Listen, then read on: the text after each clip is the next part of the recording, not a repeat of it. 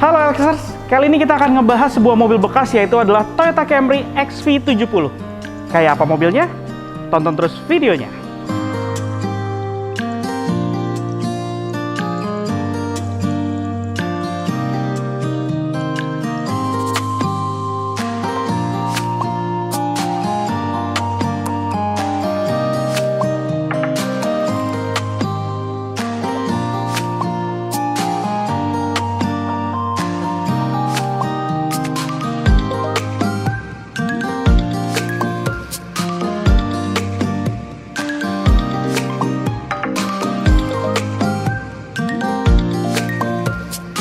Secara penampilan, di generasi XV70 ini, Camry terlihat menjadi jauh lebih sporty dibandingkan dengan generasi sebelumnya yang sudah pernah kita review, yang memang di generasi XV50 itu pun juga sudah terlihat aura sportinya. Tapi kali ini menjadi semakin agresif lagi, terlihat dari desain bumpernya, yang mana di bagian sisi bawahnya ini dia condong ke bagian depan dan mobilnya pun menjadi terlihat lebih rendah.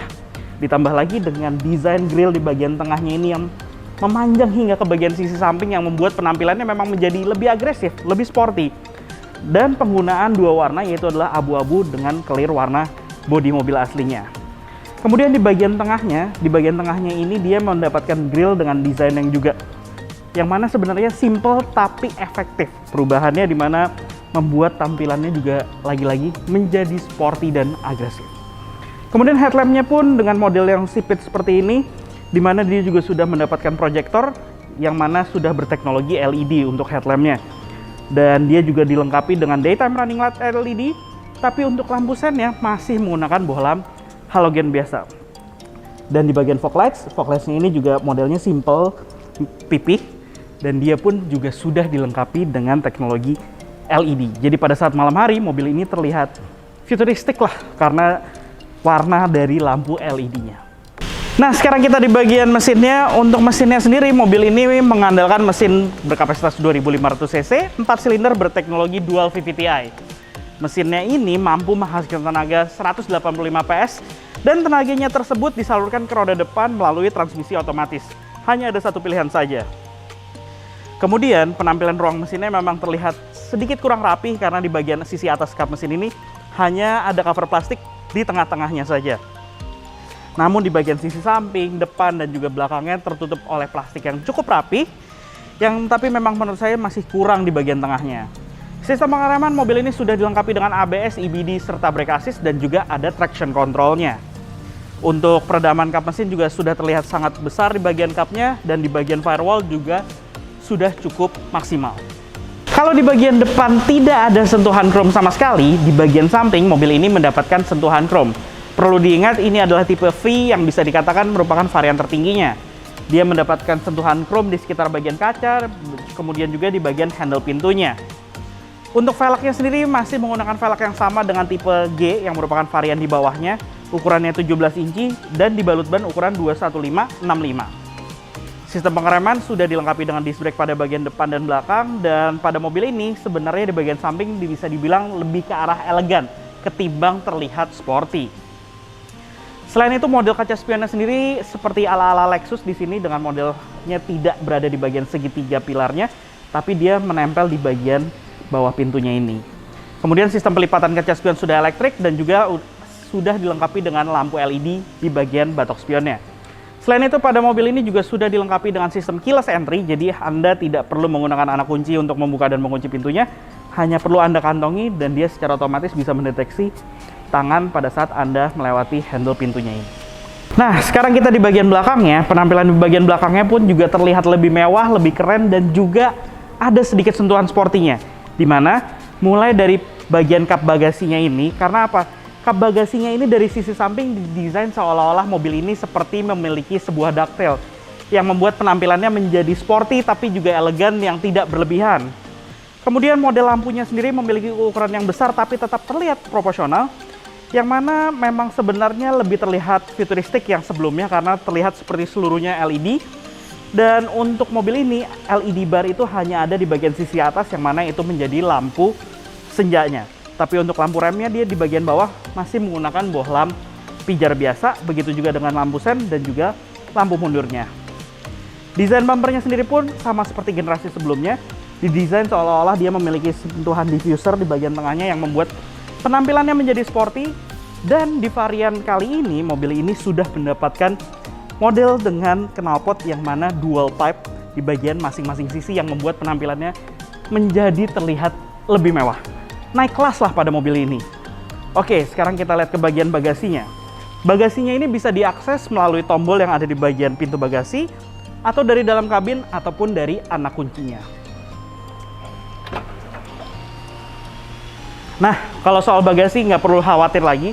Kapasitas bagasi Camry ini selalu bisa diandalkan, apalagi bagi para eksekutif untuk membawa golf bag itu hanya cukup bisa dimasukkan di bagian kabin ini. Dan bahkan dia bisa dimasukkan tembus ke bagian kabin depan, yang mana sebenarnya hal tersebut juga menjadi akses langsung ke bagian bagasi apabila ada penumpang yang duduk di bagian baris kedua. Di sini, di bagian bawahnya sendiri pun juga ada tempat penyimpanan lagi, di mana dia sekarang memiliki partisi yang lebih tertata dengan baik, dengan bahan yang lebih oke. Kemudian di bagian bawahnya ini ada juga ban serapnya, yang mana ban serapnya ini juga memiliki ukuran dan juga bentuk velg yang sama persis dengan yang menempel di keempat rodanya. Kemudian di bagian pintu bagasinya sendiri, kap bagasinya ini juga sudah dilengkapi dengan peredaman yang terlihat kualitasnya lebih baik lagi. Oke, sekarang kita ada di bagian interiornya nih dari Toyota Camry XV70 ini. Di generasi ini, mobil ini mendapatkan desain dashboard yang berubah total, tapi menurut saya terlihat simple, apalagi di bagian tengahnya. Karena apa?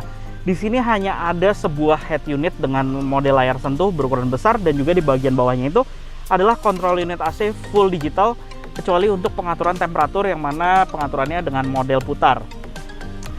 Nah, terlihat simple dengan sentuhan warna black piano ini memang membuat malah menurut saya agak terlihat sederhana di bagian tengahnya. Kemudian untuk sistem infotainmentnya ini, dia sudah dilengkapi dengan fitur Bluetooth, kemudian ada HDMI, kemudian dia juga ada fitur Miracast-nya, dan juga dia memiliki beberapa slot lainnya, yaitu adalah adanya slot 3,5 mm dan juga USB yang ada di bagian bawah dashboard ini, dan di sampingnya itu juga ada slot untuk soket 12 voltnya.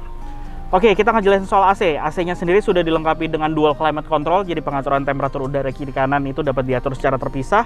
Ada fitur autonya juga. Kemudian juga di sini ada tombol untuk rear defoggernya dan juga front defoggernya. Dah, fiturnya cukup simpel di situ. Dia tidak ada tambahan fitur lainnya. Di bagian tengah ada slot tempat penyimpanannya, kemudian juga 2 buah cup holder.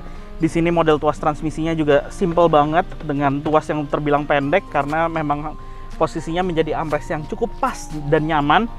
Di sini juga ada tombol untuk parking brake-nya, yang mana modelnya juga sudah elektrik seperti ini, electric parking brake. Dan dia di bagian tengahnya ini ada armrest yang mana dia juga menjadi beralih fungsi juga. Di bagian bawahnya adalah tempat penyimpanan. Di sini juga ada wireless charging sebagai standarnya pada mobil ini, dan di bagian bawahnya adalah tempat penyimpanan yang ukurannya juga cukup besar. Oke, lanjut ke bagian instrumen cluster. Di bagian instrumen clusternya ini, mobil ini cukup familiar, tapi sebenarnya berbeda juga dengan mobil-mobil Toyota lainnya. Dimana di bagian sisi kiri itu adalah penunjuk untuk putaran mesin, model analognya. Kemudian di bagian bawahnya ada penunjuk untuk temperatur mesin. Di sebelah kanan adalah speedometer dan juga penunjuk untuk tangki bahan bakar. Sedangkan di bagian tengah ini adalah sebuah layar MID, yang mana di bagian layar MID-nya ini nih banyak banget informasi yang ditampilkan. Di sini standar mulai dari konsumsi bahan bakar secara rata-rata, konsumsi bahan bakar secara real time-nya juga ada, kemudian juga kecepatan rata-rata, penggunaan mobil sudah berapa lama, itu semuanya ada di sini, dan juga jarak yang bisa ditempuh dari sisa bahan bakar yang ada di tangki itu juga di sini. Ada indikator eco juga diberitahukan di sini bagaimana perilaku kita mengemudi. Kemudian speedometer dalam bentuk digital juga ada, dan dia juga sudah dilengkapi dengan layar yang mana memberi informasi soal tekanan angin ban. Nah, lanjut lagi di bagian kanan ini adalah tombol untuk di sini display yang mana untuk mengatur cruise control. Jadi kalau kita aktifkan cruise controlnya di sini, dia akan menyala on di bagian atasnya. Kemudian kita bisa set speednya. Dan kemudian di bagian kanan lagi ada untuk membaca error code apabila ada, dan ada pengaturan di sini, di mana ada pengaturan untuk sunshade belakang, kemudian juga parking sensor, Kemudian juga ada beberapa pengaturan kendaraan seperti volume suara, sensor parkir dan lainnya. Dan ada pengaturan lagi yang lainnya, yaitu adalah seperti pengaturan bahasa, unit dan segala macam. Yang mana saat ini adalah berbahasa Indonesia nih. Dalam keadaan defaultnya sendiri, posisi di atas adalah penunjuk untuk posisi transmisi otomatisnya, dan di bawah itu adalah odometernya. Oke, lanjut ke bagian lingkar kemudi. Lingkar kemudinya di sini modelnya cukup simpel, palang 3. Dan dia berlapis dengan kulit yang halus.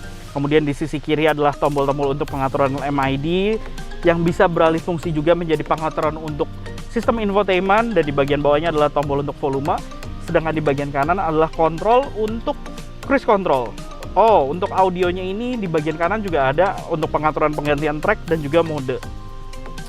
Di belakang lingkar kemudi, sebelah kanan tuas lampu sen, lampu utama, lampu dim itu menjadi satu, dan dia juga sudah dilengkapi dengan fitur auto.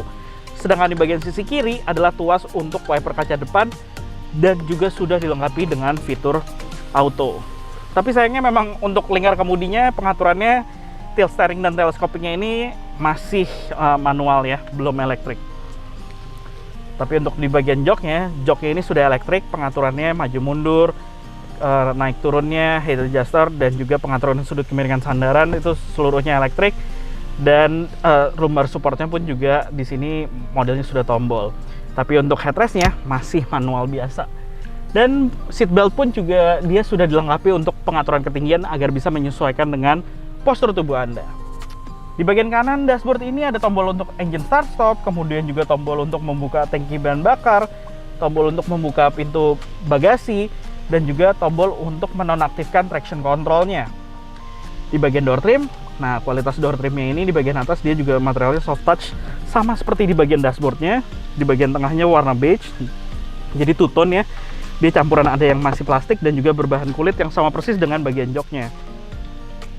Di sekitar tombol dari power window ini juga dia dilengkapi dengan sentuhan black piano sama persis seperti di bagian tengah, yang mana dia sudah dilengkapi dengan tombol power window-nya ini all auto pada keempat kacanya.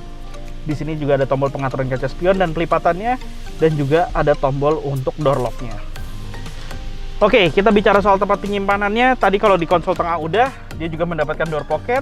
Di sini juga ada money pocket-nya dan lacinya yang ukuran besar di bagian sisi kirinya ini nih. Oh iya, ini kita bukanya pelan-pelan ternyata karena dia ada terbukanya ini soft opening ya gitu tuh. Kemudian ambient light. Nah, mobil ini juga dilengkapi ambient light, di handle pintu ada, di bagian sisi kiri dashboardnya ini juga ada. Kemudian udah itu aja sih untuk di depan. Di bagian atas sun visor-nya mendapatkan cermin masing-masing sisi dan ada lampu penerangannya, tapi sayangnya dia masih menggunakan bohlam pijar biasa. Padahal untuk lampu penerangan kabinnya sudah LED. Dan pada tipe V ini dia dilengkapi dengan sliding roof di bagian atasnya, jadi membuat mobil ini menjadi terasa mewah sekali. Kaca spionnya juga sudah dilengkapi dengan fitur auto dimming, dan ini ada sensor untuk rain sensor di bagian kaca depannya. Oke, sekarang kita pindah ke baris ke belakang ya. Nah, sekarang kita duduk di baris keduanya nih dari Toyota Camry XV70. Memang pada saat masuk ke dalam kabin baris kedua dari Camry itu, saya hampir nggak pernah khawatir soal legroom. Bayangkan aja nih, ini adalah posisi mengemudi saya yang memang saya hanya berpostur 165 cm tinggi badannya, tapi saya mendapatkan legroom yang lega. Udah gitu jok belakangnya ini di bagian bawahnya dia dapat menopang paha saya dengan nyaris sempurna, dan kaki saya ini bisa masuk selonjoran di bagian bawah jok baris pertama. Ini rasanya nyaman lah. Memang selalu Camry memberikan kenyamanan, memang cocok digunakan oleh para eksekutif, apalagi mereka yang sibuk dan sering bepergian ya. Kemudian sudut kemiringan sandaran juga terasa menurut saya benar-benar nyaman, tidak terlalu rebah tapi juga tidak terlalu tegap. Posisinya pas, dan ini merupakan menurut saya akan menjadikan mobil ini nyaman untuk digunakan dalam kegiatan sehari-hari atau bahkan sering keluar kota.